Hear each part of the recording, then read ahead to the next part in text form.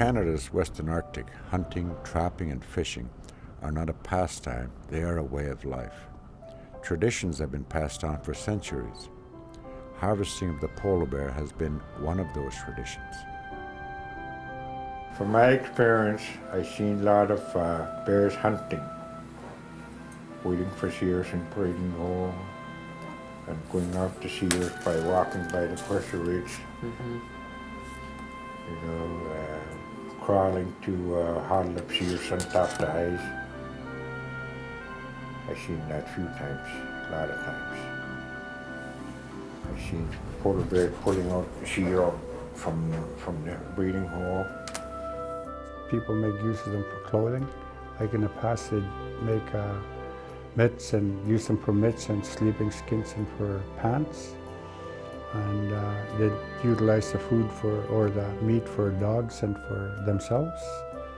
So that's one of the reasons why it's always important to us. Even right now, people do utilize the meat and they do utilize the skins to make handicraft. It's always been an important part of our life for sharing, because I know for sure a lot of people still share what they harvest, you know, especially with single mothers and with elders that can't go out for themselves.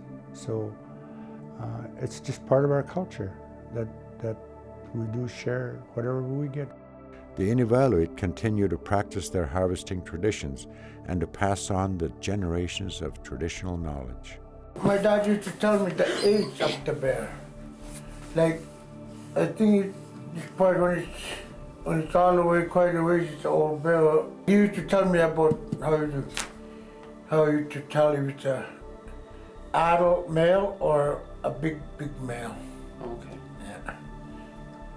So there's a lot of things he used to tell me to expect and how to read animals. We got three populations in the Inuvialuit settlement region that we harvest from. We have the southern Beaufort polar bear population that's shared with Alaska, and also we got the northern Beaufort population and the Viscount Melville population that's shared with Nunavut.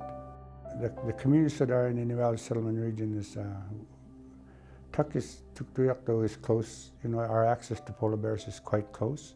Same thing with Sax Harbor. You know, they got quite close access to polar bears. And Palatok and Uruhakto also got, you know, they're quite close to where they go hunting. But Inuvik and Aklavik also have a quota, but they have to go quite a ways from their communities to do that. Polar bears and other wildlife in the ISR fall under the protection and management of the Inuvialuit Game Council, along with 5 other co-management boards. When we were set up, we set up the Wildlife Management Rights Council, which is made up of half government and half Inuvialuit, which the Inuvialuit Game Council appoints. So in those, they advise the minister and also the Inuvialuit Game Council on decisions on species. They're the ones that, if there's any research to be done, they're the ones that present that to us. Through the Inuvialuit Game Council and the Inuvialuit Final Agreement, the Inuvialuit have supported polar bear research for over 30 years. There's a lot of questions out there, you know, why there's so much research done on a species. At this moment, we're being pressured so much by other countries or whatever, you know, that it is important to have all this information in front of us. So I know a lot of our elders really don't like to see animals collared, but the benefits we get from the information that we receive, that we need that information to make our decisions on the polar bear. As well as wildlife management, the IGC has negotiated landmark agreements with internationally shared animal populations to ensure sustainability across borders. We share information, both on harvest and to make sure that we're not harming the population. Also, mothers and cubs are protected. We're not allowed to hunt them. I guess some people change the seasons also so they can give the females time to go into their dens.